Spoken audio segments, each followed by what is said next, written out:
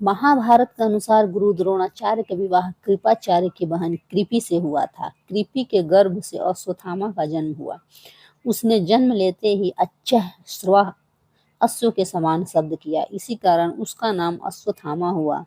वह महादेव, यम, काल और क्रोध के सम्मिलित अंश से उत्पन्न हुआ था। अश्वत्थामा महापराक्रमी था। युद्ध में उसने कौरवों का साथ दिया था। मान्यता है कि अश्वत्थामा आज भी जीवित है। इनका नाम अष्ट चिरंजीव में लिया जाता है, अर्थात अश्वत्थामा, बलि, वेदव्यास, हनुमान, विभीषण, कृपाचार्य, परशुराम और मार्कंडेय ऋषि का स्मरण सुबह सुबह करने से सारी बीमारियां समाप्त होती हैं और मनुष्य 100 वर्ष की आयु को प्राप्त करता है।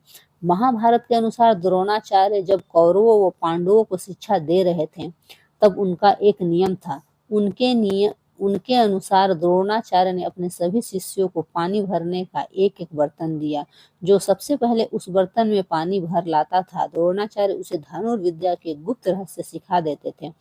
द्रोणाचार्य का अपने पुत्र अश्वत्थामा पर विशेष प्रेम था, इसलिए उन्होंने उसे छोटा बर्तन दिया था, जिससे वह सबसे पहले बर्तन में पानी भरकर अपने पिता के पास पहुंच जाता और शास्त्रों से संबंधित गुप्त रहस्य समझ लेता था।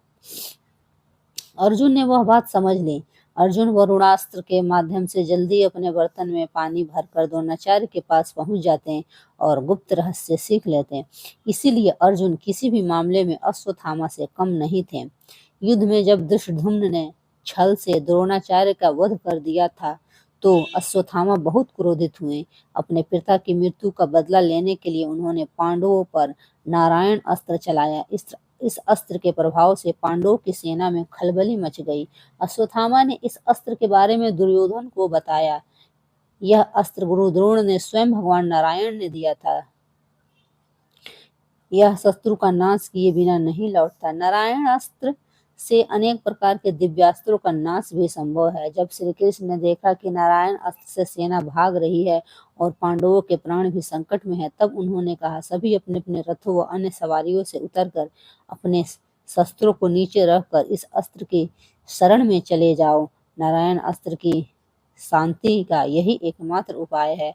सभी ने श्री कृष्ण की यह बात मान ली। इस प्रकार नारायण अस्त्र का प्रकोप शांत हुआ और पांडवों के प्राण बच गए। नारायण अस्त्र के विफल होने पर अश्वत्थामा ने आग्नेय अस्त्र का प्रयोग किया। ये अस्त्र भी महाभयंकर था। इसकी अग्नि से पांडवों की एक अक्षौहिणी सेना नष्ट हो गई। इस अस्त्र के प्रभाव से हवा गर्म हो गई। बड़े बड़े हाथी चारों ओर चिंगाड़ते हुए गिरने लगे। तब अर्जुन ने ब्रह्मास्त्र चलाया। ब्रह्मास्त्र चलाते ही फिर से हवा गति से चलने लगी। अर्जुन, श्री कृष्ण व उनके रथ पर भी आग्नेय अस्त्र का कोई प्रभाव नहीं हुआ। अर्जुन व श्री कृष्ण पर आग्नेय अस्त्र का कोई भी प्रभाव न होते देख अश्वत्थामा को बहुत आश्चर्य हुआ। तभी महर्षि वेदव्यास वहां आए और उन्होंने अश्वत्थामा को बताया कि श्री कृष्ण व अर्जुन भगवान नर नारायण के अवतार हैं। उन पर किसी भी अस्त्र का प्रभाव नहीं हो सकता। पूर्व समय में भगवान नारायण ने तपस्या करके भगवान महादेव से अनेक वरदान प्राप्त किए हैं। उसी के प्रभाव से उन पर विजय पाना संभव नहीं है। महर्षि वेदव्यास की बात सुनकर अश्वत्थामा रणभूमि से चले गए। एक बार अश्वत्थामा द्वारिका गए।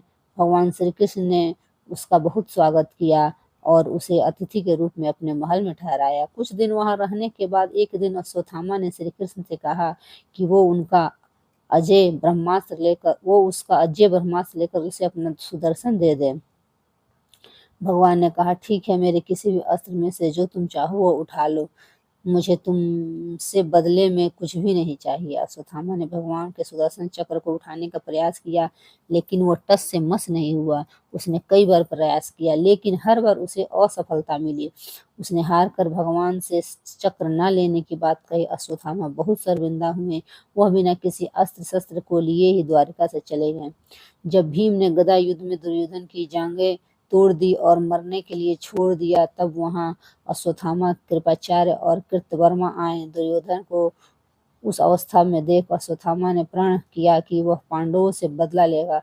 दुर्योधन के कहने पर कृपाचार्य ने अश्वत्थामा को सेनापति बनाया। अश्वत्थामा ने सोचा कि रात के समय पांडव आदि वीर विजय प्राप्त कर अपने अपने शिविरों में आराम कर रहे होंगे, अतः इसी अवस्था में उनका वध करना संभव है। श्री कृष्ण पांडव उस समय कौरव शिविर में थे। ये बात अश्वत्थामा नहीं जानता था। कृपाचार्य ने अश्वत्थामा से कहा कि रात्रि में सोते हुए वीरों पर प्रहार करना नियम विरुद्ध है, लेकिन अश्वत्थामा ने कृपाचार्य की बात नहीं मानी। अंत में कृपाचार्य व कृतवर्मा भी अश्वत्थामा का साथ देने के लिए राजी हो गए। पांडवों से बदला लेने के उद्देश्य से अश्वत्थामा जब रात के समय उनके शिविर तक पहुंचा तो उसने देखा कि पांडवों के शिविर के बाहर एक विशालकाय पुरुष दरवाजे पर खड़ा है। उसने बाघ तथा हिरण की खाल पहन रखी है। उसकी अनेक भुजाएं हैं और उन भुजाओं में तरह तरह के शस्त्र हैं। उसके मुख से आग की लपटें निकल रही हैं। उस पुरुष के तेज से हजारों विष्णु प्रकट हो जाते थे। वह स्वयं भगवान महादेव भी थे। महादेव ने उस भयंकर रूप को देखकर भी अश्वत्थामा घबराया नहीं और उन पर दिव्यास्त्रों से प्रहार करने लगा, लेकिन उस अस्त्रों का महादेव पर कोई असर नहीं हुआ। यह देख अश्वत्थामा भगवान शंकर की उपासना करने लगा और स्वयं की बलि देने लगा। तब महादेव ने अश्वत्थामा से कहा कि श्री कृष्ण की ने तपस्या, नियम, बुद्धि व वाणी से मेरी आराधना की है, इसलिए उनसे बढ़कर मुझे कोई भी प्रिय नहीं है।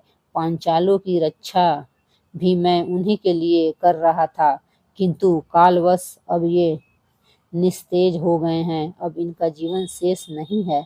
ऐसा कहकर महादेव ने अश्वत्थामा को एक तलवार दी और स्वयं को अश्वत्थामा के शरीर में लीन कर दिया।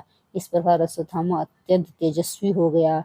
महादेव से शक्ति प्राप्त कर अश्वत्थामा ने पांडवों के शिविर में प्रवेश किया और अश्वत्थामा ने सबसे पहले द्रौपदी के भाई धृष्टद्युम्न को पीट पीट कर मार दिया। इसके बाद अश्वत्थामा ने उत्तमौजा, युधामन्यु, शिखंडी आदि वीरों का भी वध कर दिया। उसके बाद अश्वत्थामा ने महादेव की तलवार से द्रौपदी के सोते हुए पुत्रों का भी वध कर दिया। देखते ही देखते अश्वत्थामा ने पांडवों की बची हुई सेना का भी सफाया कर दिया।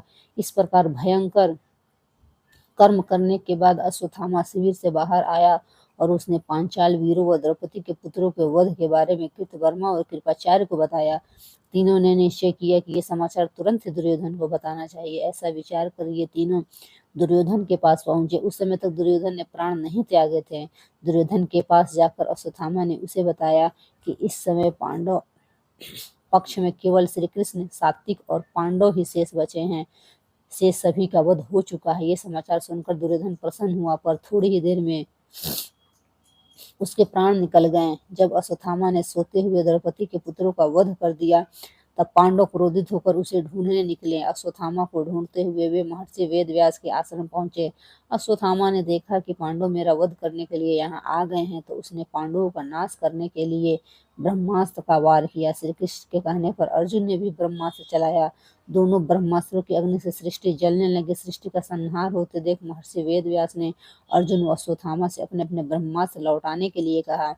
अर्जुन ने तुरंत अपना अस्त्र लौटा लिया, लेकिन अश्वत्थामा को ब्रह्मास्त्र लौटाने का ज्ञान नहीं था, इसलिए उसने अपने ब्रह्मास्त्र की दिशा बदलकर अभिमन्यु की पत्नी उत्तरा के गर्भ की ओर कर दी और कहा कि मेरे इस अस्त्र के प्रभाव से पांडवों का वंश समाप्त हो जाएगा। तब श्री कृष्ण ने अश्वत्थामा से कहा कि तुम्हारा अस्त्र अवश्य ही अचूक है, किंतु उत्तरा के गर्भ से उत्पन्न मृत शिशु भी जीवित हो जाएगा। ऐसा कहकर श्री कृष्ण ने अश्वत्थामा को श्राप दिया कि तुम 3000 वर्ष तक पृथ्वी पर भटकते रहोगे और किसी से बात नहीं कर पाओगे। तुम्हारे शरीर से पी व रक्त बहता रहेगा। इसके बाद अश्वत्थामा ने महर्षि वेदव्यास के कहने पर अपनी मणि निकालकर पांडवों को दे दी और स्वयं वन में चला गया। अश्वत्थामा से मणि लाकर पांडवों ने द्रौपदी को दे दी और बताया कि गुरुपुत्र होने के कारण उन्होंने अश्वत्थामा को जीवित छोड़ दिया है। जय श्री कृष्ण। धन्यवाद।